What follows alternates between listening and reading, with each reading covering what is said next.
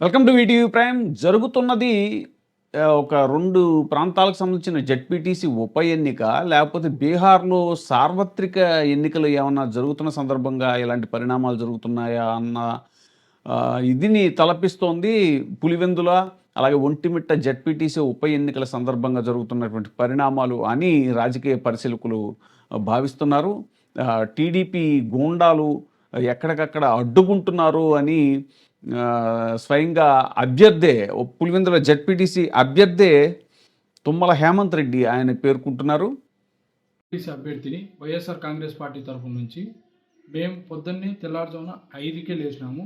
5కు లేచిన తర్వాత నా ఇంటి చుట్టుకారం 120 మంది మనుషులు ఉన్నారు. పైగా రోడ్లో డిన్నర్ పెట్టుకుంటున్నారు. ఆ డిన్నర్ కాడ కూడా బయట ఊరోళ్ళు, ఈ ఊరోళ్ళు ఎవరు లేరు. నా ఇంటి చుట్టుకారం 120 మంది మనుషులు వచ్చినారు. ప్లస్ రూములని ఉంది మా సచివాలయం ఎదురుగా. ఆ రూముల దగ్గర 200 మంది పైన ఉన్నారు. కట్టెలు పట్టుకొని మరి వాళ్ళు బెదిరించినారు. ఓటర్లను ఎవరినే కానీ రావద్దని ప్రలోభాలు పెడుతున్నారు. ఇళ్ళకి పోయి కొడుతున్నారు. మా జనరల్ ఏజెంట్గా పొద్దున ఇంటికి వచ్చా అంటే నా ఇంటికాడికి వచ్చి బండ్లలో ఎంపలాడి కట్టెలతో కొడుతున్నారు. ఎట్లా అంటే అట్లా మాట్లాడుతున్నారు.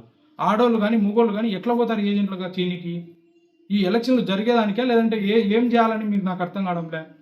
కానీ పర్మిషన్ ఎట్లా ఇచ్చినారు నాకు అర్థం కాదు. మా ఊర్లో పోలింగ్ బూత్ దగ్గర డిన్నర్ చేసుకోనికి పర్మిషన్ ఏ విధంగా ఇచ్చినారు? ఎవరు పర్మిషన్ ఇచ్చినారు? షేమేలు వేసుకోనికి, డిన్నర్లు పెట్టుకోనికి ఎవరు ఇచ్చినారు పర్మిషన్?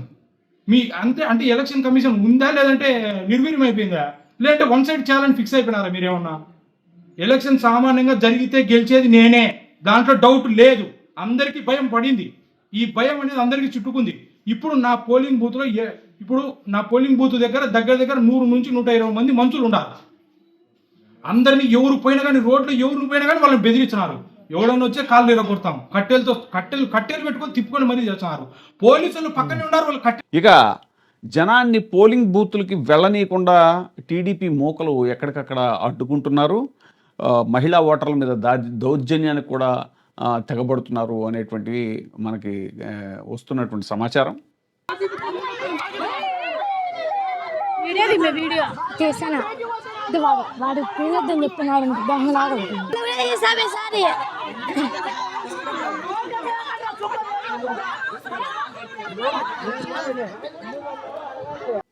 ఇంకో చోట అయితే మీ కాళ్ళు పట్టుకుంటాం, దయచేసి మమ్మల్ని ఓటు వేసేందుకు పంపించండి సార్ అంటూ పోలీసుల్ని కాళ్ళు పట్టుకుంటూ వేడుకుంటున్నారు ఓటర్లు. ఇది ఎంత దయనీయమైన పరిస్థితి! ఇది ఏంటిది? కేవలం ఒక జెడ్పీటీసీ ఉప ఎన్నిక సందర్భంగా ఎంత అరాచకానికి పాల్పడడం ఏంటి కూటమి ప్రభుత్వం అనేటువంటిది సర్వత్రా వినిపిస్తున్నటువంటి చర్చ.